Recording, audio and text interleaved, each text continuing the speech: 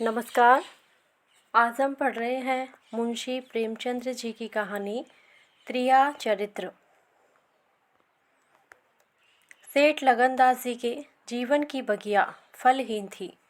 कोई ऐसा मानवीय, आध्यात्मिक या चिकित्सात्मक प्रयत्न न था जो उन्होंने न किया हो। यों शादी में एक पत्नी व्रत के कायल थे, मगर जरूरत और आग्रह से विवश होकर एक दो नहीं 5 शादियां की। यहाँ तक कि उम्र के 40 साल गुजर गए और अंधेरे घर में उजाला ना हुआ। बेचारे बहुत रंजीदा रहते। यह धन संपत्ति, यह ठाट बाट, यह वैभव और यह ऐश्वर्य क्या होंगे? मेरे बाद इनका क्या होगा? कौन इनको भोगेगा? यह ख्याल बहुत अफसोसनाक था। आखिर यह सलाह हुई कि किसी लड़के को गोद लेना चाहिए, मगर यह मसला पारिवारिक झगड़ों के कारण सालों तक स्थगित रहा।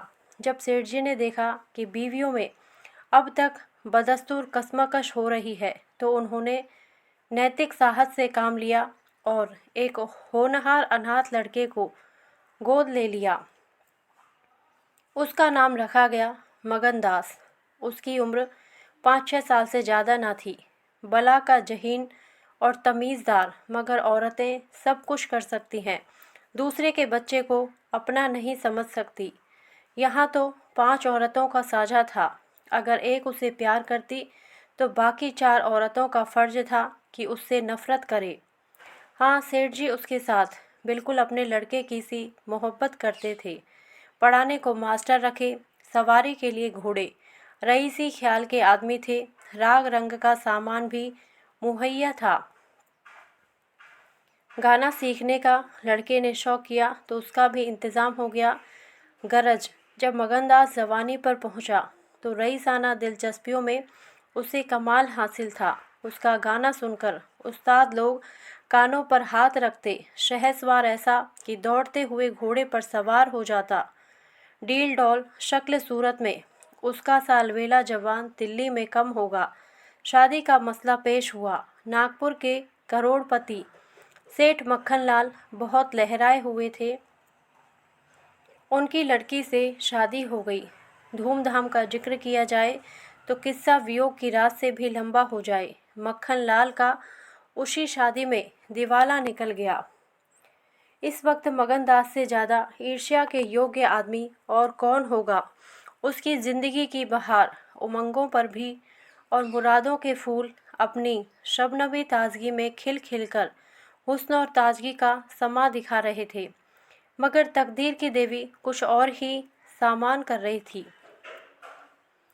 वह सैर सपाटे के इरादे से जापान गया हुआ था कि दिल्ली से खबर आई कि ईश्वर ने तुम्हें एक भाई दिया है। मुझे इतनी खुशी है कि ज़्यादा अरसे तक जिंदा ना रह सकूं। तुम बहुत जल्द लौट आओ। मगनदास के हाथ से तार का कागज़ छूट गया और सर में ऐसा चक्कर आया कि जैसे किसी ऊंचाई से गिर पड़ा है। मगनदास का किताबी ज्ञान बहुत कम था, मगर स्वभाव की सज्जनता से वह खाली हाथ ना था। हाथों की उदारता ने, जो समृद्धि का वरदान है, हृदय को भी उदार बना दिया था। उसे घटनाओं की इस काया पलट से दुख तो ज़रूर हुआ। आखिर इंसान ही था, मगर उसने धीरज से काम लिया और एक आशा और भय की मिली जुली हालत में देश को रवाना हुआ। रात का वक्त था। जब अपने दरवाजे पर पहुंचा तो नाच गाने की महफिल सजी देखी। उसके कदम आगे ना बढ़े। वह लौट पड़ा और एक दुकान के चबूतरे पर बैठकर सोचने लगा कि अब क्या करना चाहिए। इतना तो उसे यकीन था कि सेठ जी उसके साथ भी भलमनसी और मोहब्बत से पेश आएंगे, बल्कि शायद अब और भी कृपा करने लगें। सेठानियाँ भी अब उसके साथ गैरों का सा बर्ताव ना करेंगी।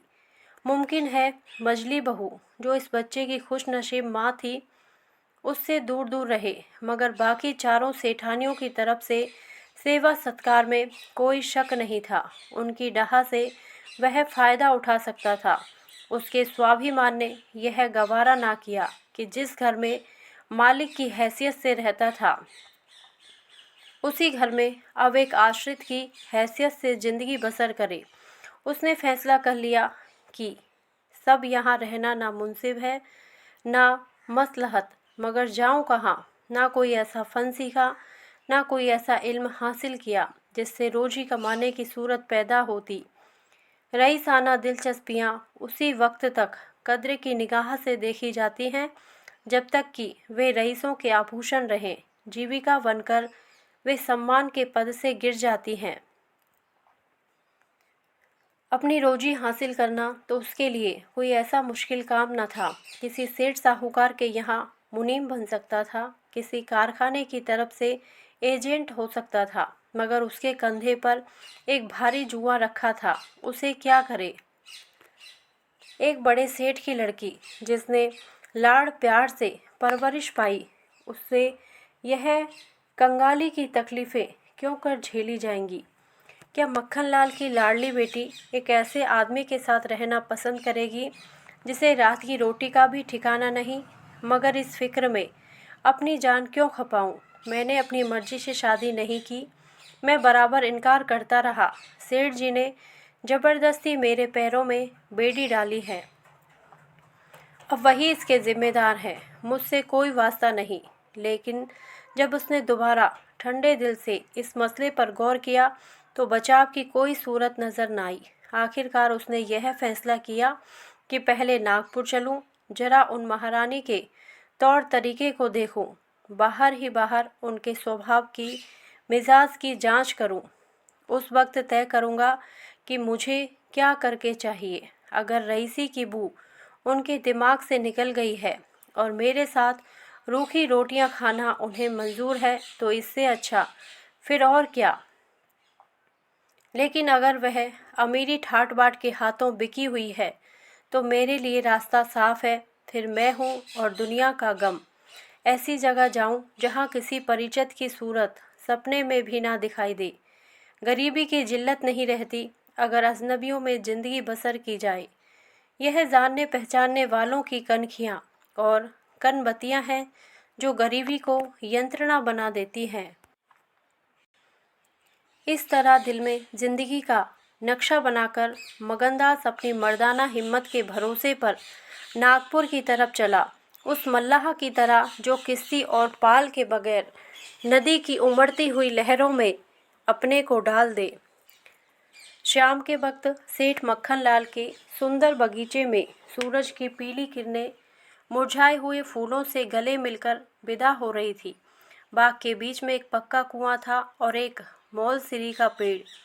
कुएं के मुंह पर अंधेरे की नीली सी नकाब थी, पेड़ के सिर पर रोशनी की सुनहरी चादर।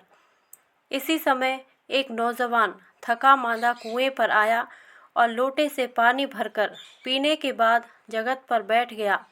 मालिन ने पूछा, कहाँ जाओगे? मगनदास ने जवाब दिया कि जाना तो था बहुत दूर, मगर यहीं रात हो गई। यहाँ कहीं ठहरने का ठिकाना मिल जाए। मालिन, चले जाओ सेठ जी की धर्मशाला में, बड़े आराम की जगह है। मगनदास, धर्मशाला में तो मुझे ठहरने का कभी संयोग नहीं हुआ। कोई हर्ज ना हो तो यहीं पड़ा रहूं, यहाँ कोई रात को रहता है? मालिन, भाई मैं यहाँ ठहरने को ना कहूँगी। यह बाईजी की बैठक है, झरोके में बैठकर सैर किया करती हैं। कहीं देखभाल ले तो मेरे सिर में एक बाल भी ना रहे। मगनदास, बाईजी कौन? मालिक, मालिन, यही सेठ जी की बेटी इंदिराबाई। मगनदास, यहाँ गजरे उन्हीं के लिए बना रही हो क्या?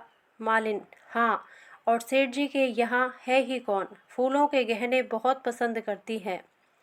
मगनदास, शौकीन औरत मालूम होती है। मालिन, भाई यही तो बड़े आदमियों की बातें हैं, वे शौक ना करें तो हमारा तुम्हारा निबाह कैसे हो। और धन है किसके लिए? अकेली जान पर 10 लौंडियाँ हैं। सुना करती थी कि भगवान आदमी का हल भूत जोतता है।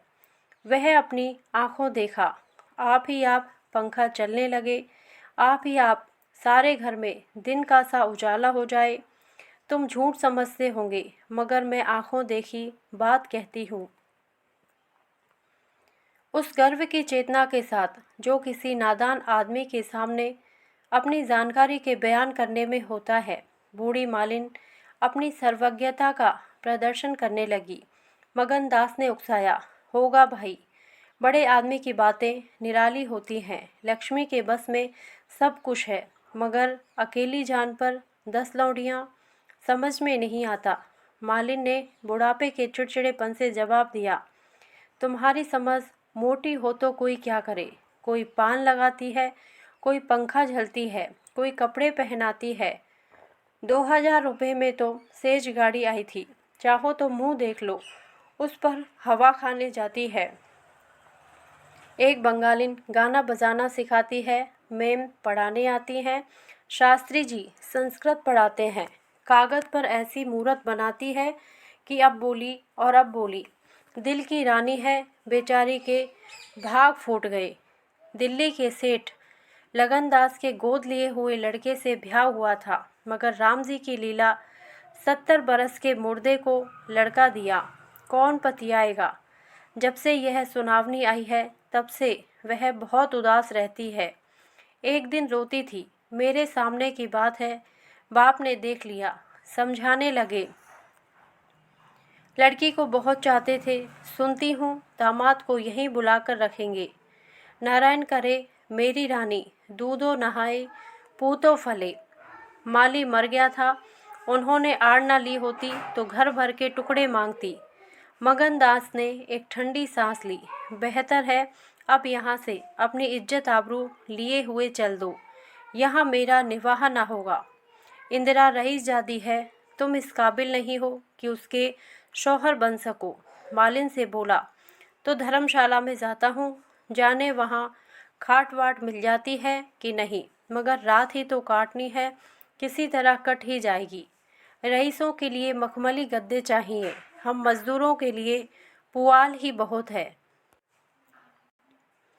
यह कहकर उसने लुटिया उठाई, डंडा संभाला और दर्द भरे दिल से एक तरफ चल दिया। उस वक्त इंदिरा अपने झरोके पर बैठी हुई इन दोनों की बातें सुन रही थी। कैसा संयोग है कि स्त्री को स्वर्ग की सब सिद्धियां प्राप्त हैं और उसका पति आवारों की तरह मारा मारा फिर रहा है, उसे रात काटने का ठिकाना नहीं।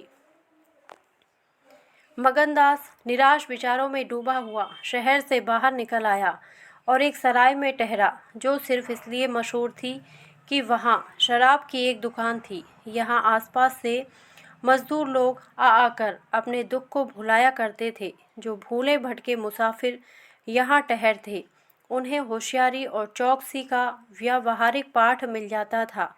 मगनदास थका मांदा था ही, एक पेड़ के नीचे चादर बिछाकर सो रहा था और जब सुबह को नींद खुली तो उसे किसी पीर औलिया के ज्ञान की सजीव दीक्षा का चमत्कार दिखाई पड़ा, जिसकी पहली मंजिल वैराग्य है।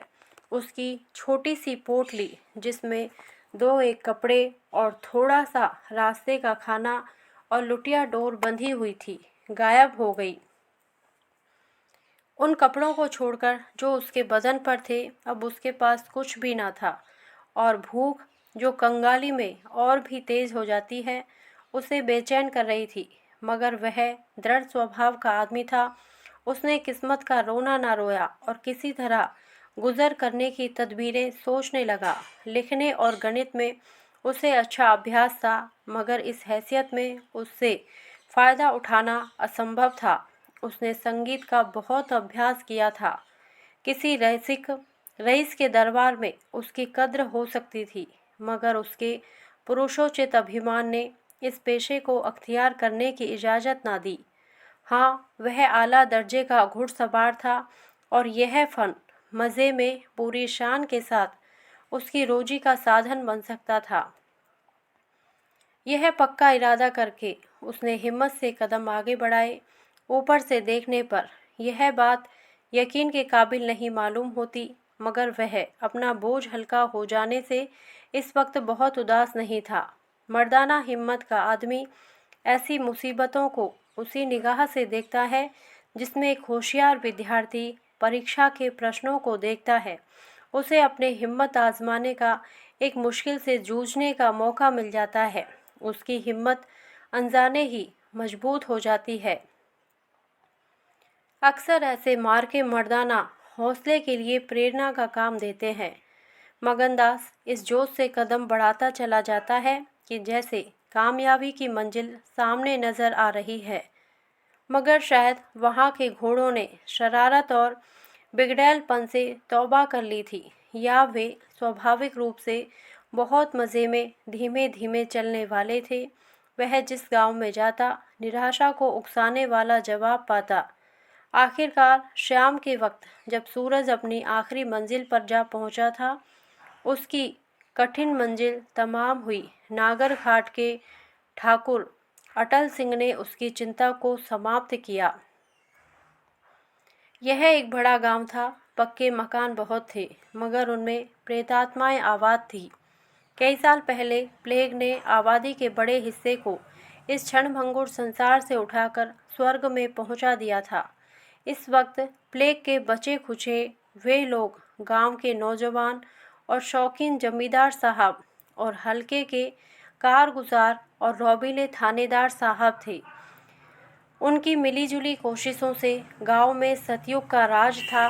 धन दौलत को लोग जान का अजाब समझते थे, उसे गुनाह की तरह छुपाते थे। घर घर में रुपये रहते हुए लोग कर्ज ले लेकर खाते और फटे हालों की तरह रहते थे।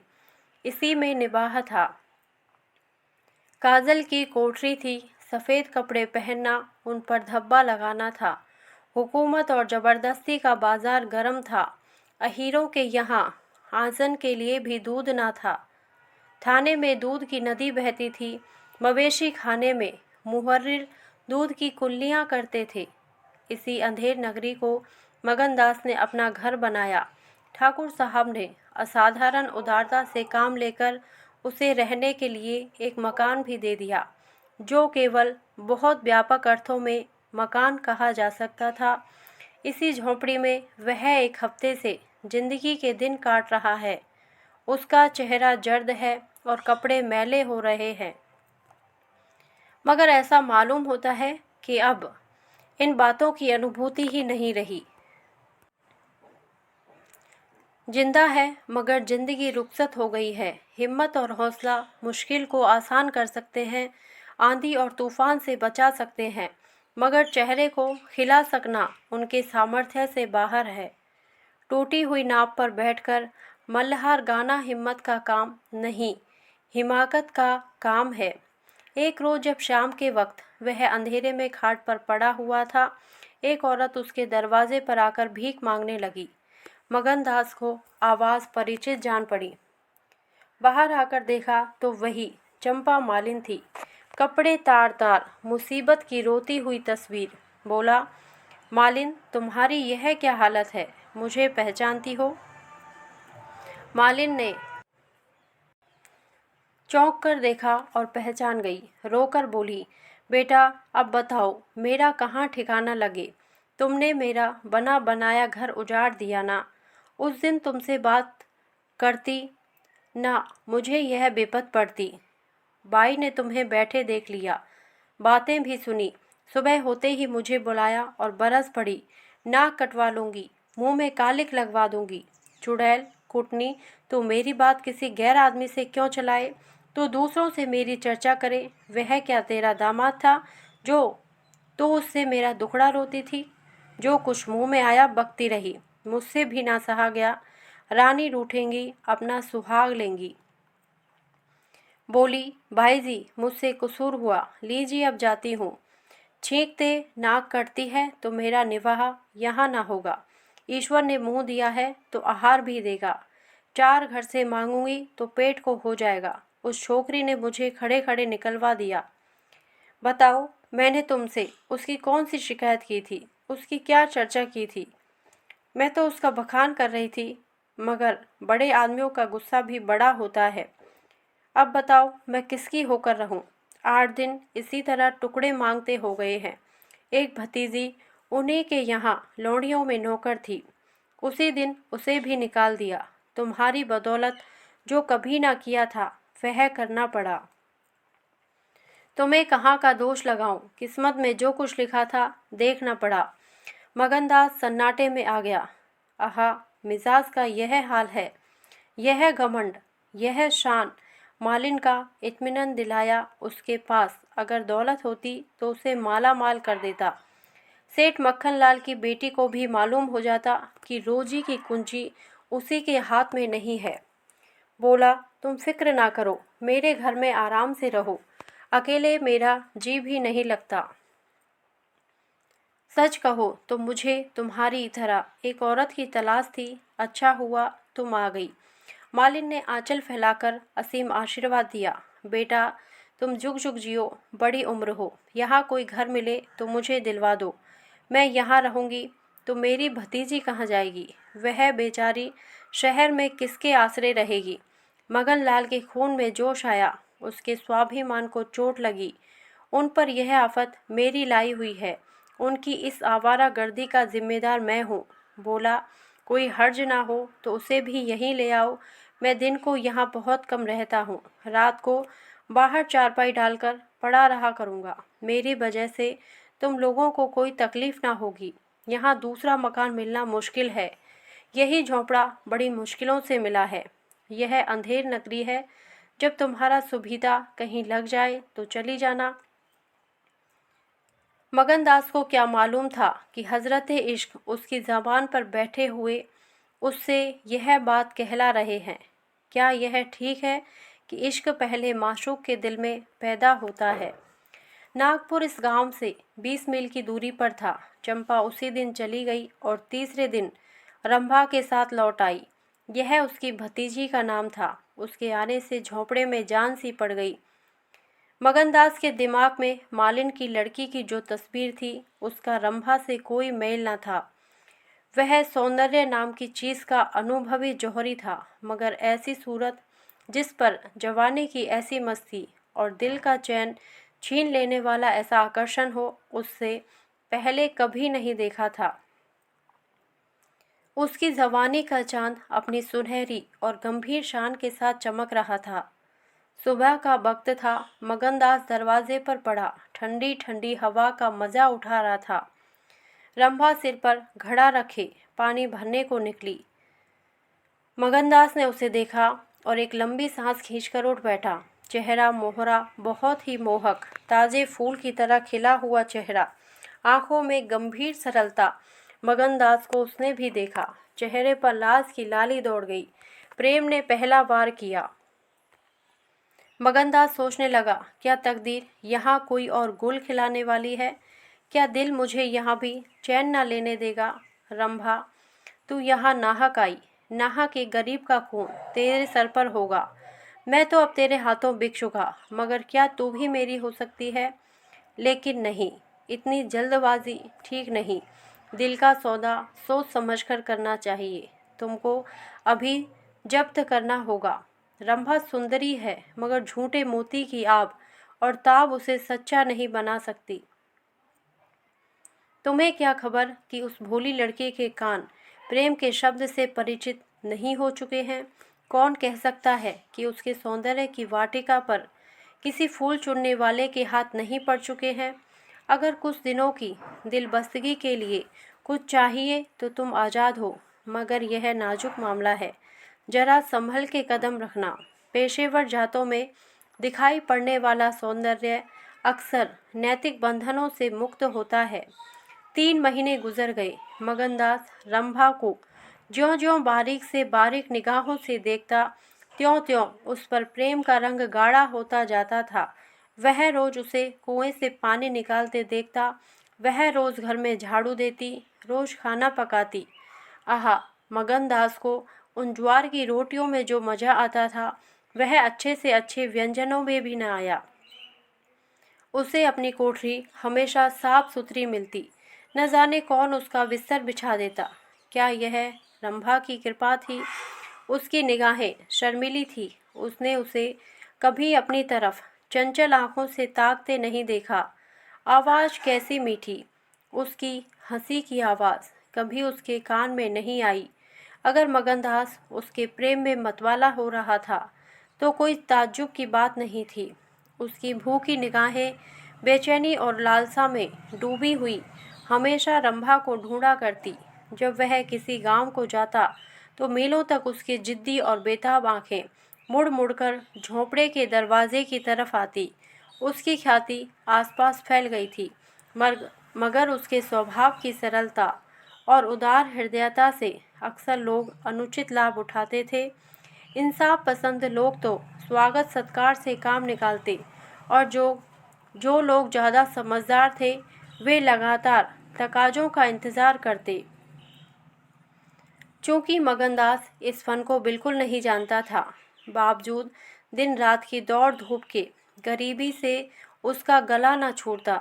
जब वह रंभा को चक्की पीसते हुए देखता तो गेहूं के साथ उसका दिल भी पिस जाता था।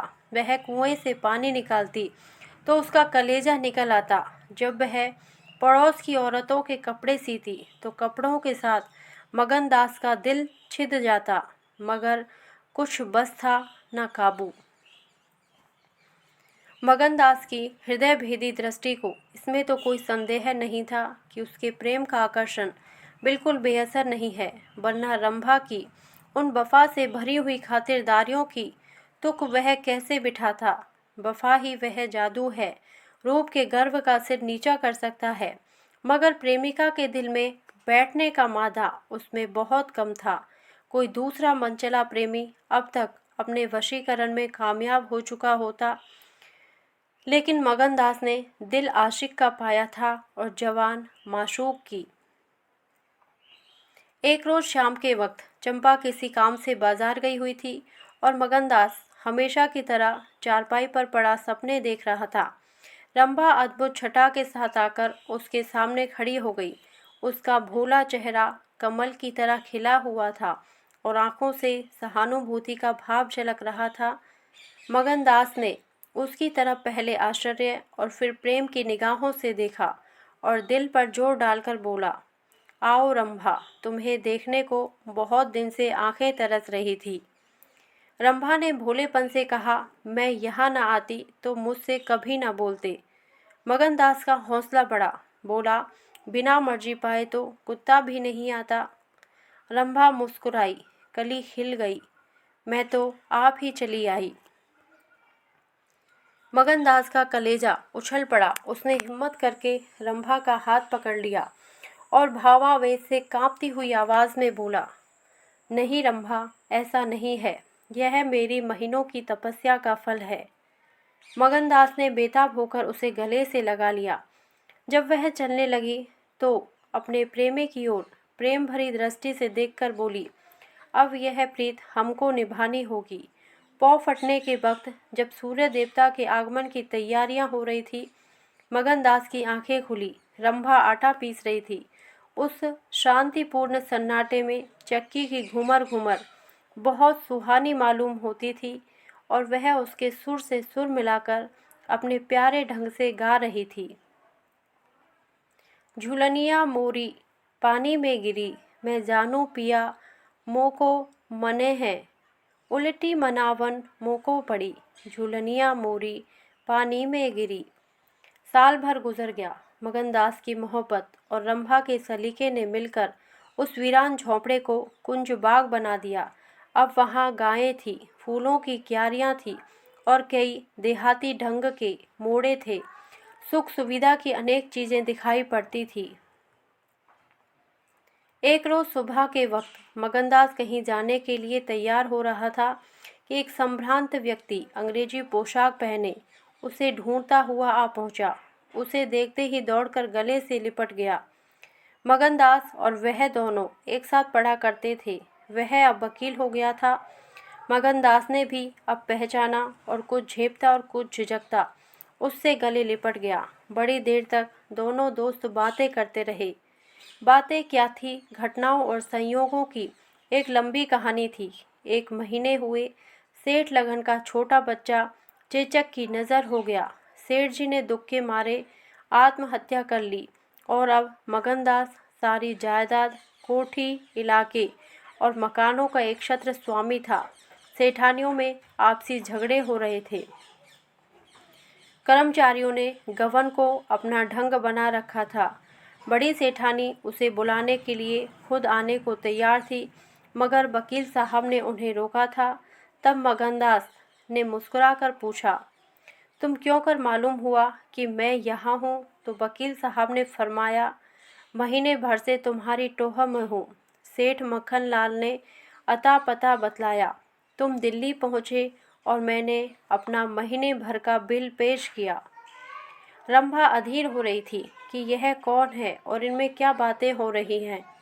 10 बजते बजते वकील साहब मगनदास से एक हफ्ते के अंदर आने का वादा लेकर विदा हुए। उसी वक्त रंभा आ पहुंची और पूछने लगी, ये कौन थे? इनका तुमसे क्या काम था? मगनदास ने जवाब दिया, यमराज का दूत। रंभा, क्या असगुन बकते हो? मगन, नहीं नहीं रंभा, यह असगुन नहीं है। यह सचमुच मेरी मौत का दूत था। मेरी खुशियों के बाग को रौंदने वाला, मेरी हरी भरी खेती को उजाड़ने वाला। रंभा, मैंने तुम्हारे साथ दगा की है। मैंने तुम्हें अपने फरेब के जाल में फंसाया है। मुझे माफ़ करो। मोहब्बत ने मुझसे यह सब करवाया। मैं मगन सिंह ठाकुर नहीं हूँ। मैं सेठ लगनदास का बेटा और सेठ मक्खनलाल का दामाद हूँ। मगनदास को डर था कि रंभा यह सुनते ही चौंक पड़ेंगी और शायद उसे जालिम दगाबाज कहने लगे, मगर उसका ख्याल गलत निकला। रंभा ने आंखों में आंसू भरकर सिर्फ इतना कहा, तो क्या तुम मुझे छोड़कर चले जाओगे? मगनदास ने उसे गले लगाकर कहा, हाँ। रंभा, क्यों? मगन, इसलिए कि इंदिरा बहुत होशियार, सुंदर और धनी है। रंभा, मैं तुम्हें ना छोड़ूंगी। कभी इंदिरा की लोड़ी थी, अब उसकी सौत बनूंगी। तुम जितनी मेरी मोहब्बत करोगे उतनी इंदिरा की तो ना करोगे। क्यों? मगनदास इस भोलेपन पर मतवाला हो गया। मुस्कुराकर बोला, अब इंदिरा तुम्हारी लौंडी बनेगी, मगर सुनता हूँ वह बहुत सुंदर है। कहीं मैं उसकी सूरत पर लुभा ना जाऊँ। मर्दों का हाल तुम नहीं जानती, मुझे अपने ही से डर लगता है। रंभा ने विश्वास भरी आंखों से देखकर कहा, क्या तुम भी ऐसा करोगे? ओह, जो जी में आए करना, मैं तुम्हें ना छोड़ूंगी। इंदिरा रानी बने, मैं लौंडी होंगी, क्या इतने पर भी मुझे छोड़ दोगे? मगनदास की आंखें डबडबा गई। बोला, प्यारी, मैंने फैसला कर लिया है कि दिल्ली ना जाऊंगा। यह तो मैं कह ही ना पाया कि सेठ जी का स्वर्गवास हो गया। बच्चा उनसे पहले ही चल बसा था। अफसोस, सेठ जी के आखिरी दर्शन भी ना कर सका। अपना बाप भी इतनी मोहब्बत नहीं कर सकता। उन्होंने मुझे अपना वारिस बनाया है। वकील साहब कहते थे कि सेठानियों में अनबन है, नौकर चाकर लूटमार मचा रहे हैं। वहाँ का यह हाल है और मेरा दिल वहाँ जाने पर राजी नहीं होता। दिल तो यहाँ है, वहाँ कौन जाएगा? रंभा जरा देर तक सोचती रही, फिर बोली, तो मैं तुम्हें छोड़ दूंगी। इतने दिन तुम्हारे साथ रही, जिंदगी का सुख लूटा। अब जब तक जीऊँगी इस सुख का ध्यान करती रहूँगी, मगर तुम मुझे भूल तो ना जाओगे? साल में एक बार देख लिया करना, इसी झोंपड़े में आकर। मगनदास ने बहुत रोका, मगर आंसू ना रुके। बोले, रंभा, ऐसी बातें ना करो, कलेजा बैठा जाता है। मैं तुम्हें छोड़ नहीं सकता, इसलिए नहीं कि तुम्हारे ऊपर कोई एहसान है। तुम्हारी खातिर नहीं, अपनी खातिर। वह शांति, वह प्रेम, वह आनंद जो मुझे यहाँ मिलता है और कहीं नहीं मिल सकता। खुशी के साथ जिंदगी बसर हो, यही मनुष्य के जीवन का लक्ष्य है। मुझे ईश्वर ने यह खुशी यहाँ दे रखी है, तो मैं उसे क्यों छोड़ूं? धन दौलत को मेरा सलाम है, मुझे उसकी हवस नहीं है। रंभा फिर गंभीर स्वर में बोली, मैं तुम्हारे पाँव की बेड़ी ना बनूंगी। चाहे तुम अभी मुझे ना छोड़ो, लेकिन थोड़े दिनों में तुम्हारी यह मोहब्बत ना रहेगी। मगनदास को कोड़ा लगा। जोश से बोला, तुम्हारे सिवा इस दिल में अब कोई और जगह नहीं पा सकता। रात ज़्यादा हो गई थी। अष्टमी का चांद सोने जा चुका था। दोपहर के कमल की तरह साफ आसमान में सितारे खिले हुए थे। किसी खेत के रखवाले की बांसुरी की आवाज़, जिसे दूरी ने तासीर, सन्नाटे न सुरीलापन और अंधेरे ने आत्मिकता का आकर्षण दे दिया, कानों में आ जा रही थी। कि जैसे कोई पवित्र आत्मा नदी के किनारे बैठी हुई पानी की लहरों से या दूसरे किनारे के खामोश और अपनी तरफ खींचने वाले पेड़ों से अपनी जिंदगी की गम की कहानी सुना रही है। मगनदास सो गया, मगर रंभा की आंखों में नींद न आई। सुबह हुई तो मगनदास उठा और रंभा को पुकारने लगा, मगर रंभा रात ही को अपनी चाची के साथ वहाँ से कहीं चली गई थी। मगनदास को उस मकान के दरो दीवार पर एक मनहूसियत की छाई हुई मालूम हुई, जैसे घर की जान निकल गई हो। वह घबराकर उस कोठरी में गया जहाँ रंभा रोज चक्की पीसी थी, मगर अफसोस आज चक्की एकदम निश्चल थी। फिर वह कुएं की तरफ दौड़ा गया, लेकिन ऐसा मालूम हुआ कि कुएं ने उसे निकल जाने के लिए अपना मुंह खोल दिया है। तब वह बच्चों की तरह चीख उठा। वह रोता हुआ फिर इस उसी झोंपड़े में आया जहाँ कल रात तक प्रेम का वास था, मगर आहा, उस वक्त वह शोक का घर बनी हुई थी। जब जरा आंसू थमे तो उसने घर में चारों तरफ निगाह दौड़ाई। रंभा की साड़ी अरगनी पर पड़ी हुई थी। एक पिटारी में वह कंगन रखा हुआ था जो मगनदास ने उसे दिया था। बर्तन सब रखे हुए थे, साफ और सुथरे। मगनदास सोचने लगा, रंभा, तूने रात को कहा था मैं तुम्हें छोड़ दूंगी।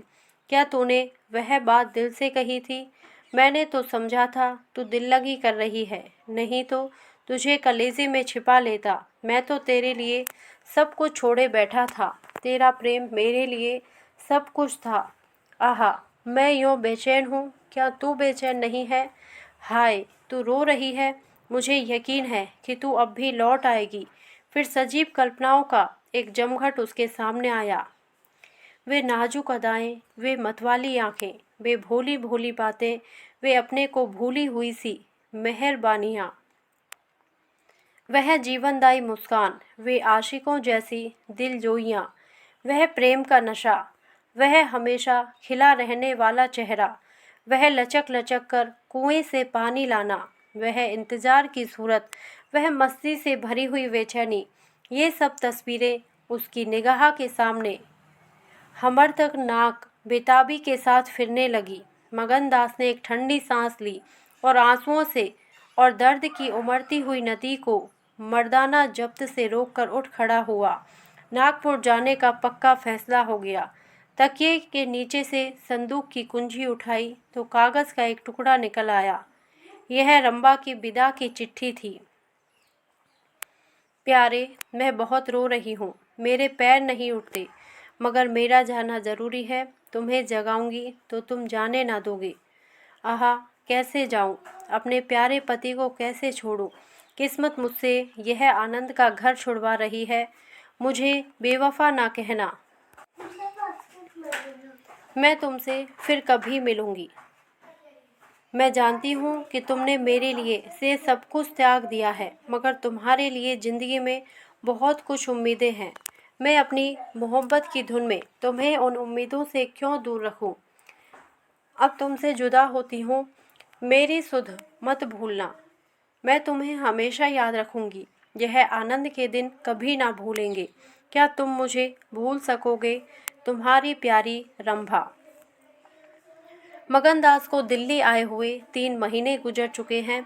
इस बीच उसे सबसे बड़ा जो निजी अनुभव यह हुआ वह यह था कि रोजी की फिक्र और धंधों की बहुतायत से उमड़ती हुई भावनाओं का जोर कम किया जा सकता है। 1.5 साल पहले का बेफिक्र नौजवान अब एक समझदार और सूझबूझ रखने वाला आदमी बन गया था।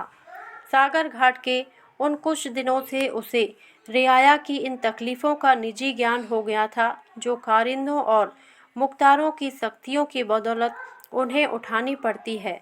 उसने उसे रियासत के इंतज़ाम में बहुत मदद दी और गो कर्मचारी दबी जबान से उसकी शिकायत करते थे और अपनी किस्मत और जमाने के उलटफेर को कोसते थे, मगर रियाया खुश थी। हाँ, जब वह सब धंधों से फुर्सत पाता तो एक भोली भाली सूरत वाली लड़की उसके ख्याल के पहलू में आ बैठती और थोड़ी देर के लिए सागर घाट का वह हरा भरा झोंपड़ा और उसकी मस्तियाँ आँखों के सामने आ जाती।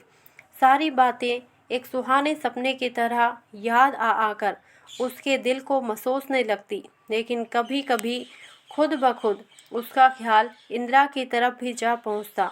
वो उसके दिल में रंभा की वही जगह थी, मगर किसी तरह उसमें इंदिरा के लिए भी एक कोना निकल आया था। जिन हालातों और आफतों ने उसे इंदिरा से बेजार कर दिया था, वह अब रुखसत हो गई थी। अब उसे इंदिरा से कुछ हमदर्दी हो गई। अगर उसके मिजाज में घमंड है, हुकूमत है, तकल्लुफ़ है, शान है, तो यह उसका कसूर नहीं, यह रईसज़ादों की आम कमज़ोरियाँ हैं। यही उनकी शिक्षा है। वे बिल्कुल बेबस और मजबूर हैं। इन बदते हुए और संतुलित भावों के साथ, जहाँ वह बेचैनी के साथ रंभा की याद को ताज़ा किया करता था, वहाँ इंदिरा का स्वागत करने, उसे अपने दिल में जगह देने के लिए तैयार था। वह दिन दूर नहीं था जब उसे उस आजमाइश का सामना करना पड़ेगा। उसके कई आत्मीय अमीराना शान शौकत के साथ इंदिरा को विदा कराने के लिए नागपुर गए हुए थे। मगनदास की तबीयत आज तरह तरह के भावों के कारण, जिनमें प्रतीक्षा और मिलन की उत्कंठा विशेष थी, उचाट सी हो रही थी। जब कोई नौकर आता तो वह संभल बैठता कि शायद इंदिरा आ पहुंची।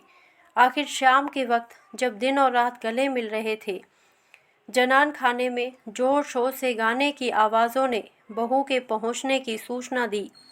सुहाग की सुहानी रात थी। 10 बज गए थे। खुले हुए हवादार सहन में चांदनी छिटकी हुई थी। वह चांदनी जिसमें नशा है, आरजू है और खिंचाव है। गमलों में खिले हुए गुलाब और चंपा के फूल चांद की सुनहरी रोशनी में ज़्यादा गंभीर और खामोश नजर आते थे। मगनदास इंदिरा से मिलने के लिए चला। उसके दिल से लालसाएं जरूर थी, मगर एक पीड़ा भी थी। दर्शन की उत्कंठा थी, मगर प्यास से खोली। मोहब्बत नहीं, प्राणों का खिंचाव था जो उसे खींचे लिए जाता था। उसके दिल में बैठी हुई रंभा शायद बार बार बाहर निकलने की कोशिश कर रही थी, इसलिए दिल में धड़कन हो रही थी। वह सोने के कमरे के दरवाजे पर पहुंचा। रेशमी पर्दा पड़ा हुआ था। उसने पर्दा उठा दिया।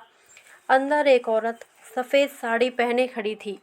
हाथ में चंद खूबसूरत चूड़ियों के सिवा उसके बदन पर एक जेवर भी न था। ज्यों ही पर्दा उठा और मगनदास ने अंदर कदम रखा, वह मुस्कुराती हुई उसकी तरफ बढ़ी। मगनदास ने उसे देखा और चकित होकर बोला, रंभा, और दोनों प्रेमावेश से लिपट गए। दिल में बैठी हुई रंभा बाहर निकल आई थी। साल भर गुजरने के बाद एक दिन इंदिरा ने अपने पति से कहा, क्या रंभा को बिल्कुल भूल गए? कैसे बेवफा हो, कुछ याद है? उसने चलते वक्त तुमसे क्या विनती की थी? मगनदास ने कहा, खूब याद है। वह आवाज़ भी कानों में गूंज रही है। मैं रंभा को भोली भाली लड़की समझता था। यह नहीं जानता था कि यह त्रिया चरित्र का जादू है। मैं अपनी रंभा को अब भी इंदिरा से ज़्यादा प्यार करता हूँ। तुम्हें डहा तो नहीं होती? इंदिरा ने हंसकर जवाब दिया, डहा क्यों हो? तुम्हारी रंभा है तो क्या मेरा मगन सिंह नहीं है? मैं अब भी उस पर मरती हूँ।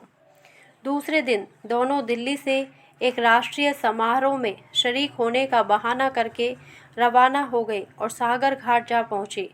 वह झोंपड़ा, वह मोहब्बत का मंदिर, वह प्रेम भवन फूलों और हरियाली से लहरा रहा था। चंपा मालिन उन्हें वहाँ मिली। गांव के जमींदार उनसे मिलने के लिए आए। कई दिन तक फिर मगन सिंह को घोड़े निकालने पड़े। रंभा कुएं से पानी लाती, खाना पकाती, फिर चक्की पीसती और गाती। गांव की औरतें फिर उससे अपने कुर्ते और बच्चों की लेसदार टोपियां सिलवाती हैं। हाँ, इतना ज़रूर कहती हैं कि उसका रंग कैसा निखर आया है, हाथ पांव कैसे मुलायम पड़ गए हैं। किसी बड़े घर की रानी मालूम होती है, मगर स्वभाव वही है। वही मीठी बोली है, वही मुरौवत, वही हंसमुख चेहरा। इस तरह एक हफ्ता इस सरल और पवित्र जीवन का आनंद उठाने के बाद दोनों दिल्ली वापस आए। और अब 10 साल गुजरने पर भी साल में एक बार उस झोंपड़े के नसीब जागते हैं। वह मोहब्बत की दीवार अभी तक उन दोनों प्रेमियों को अपनी छाया में आराम देने के लिए खड़ी है। धन्यवाद। यदि आपको यह कहानी अच्छी लगी हो तो प्लीज़ मेरे वीडियो को लाइक करें, शेयर करें और मेरे चैनल को सब्सक्राइब करें। Thank you.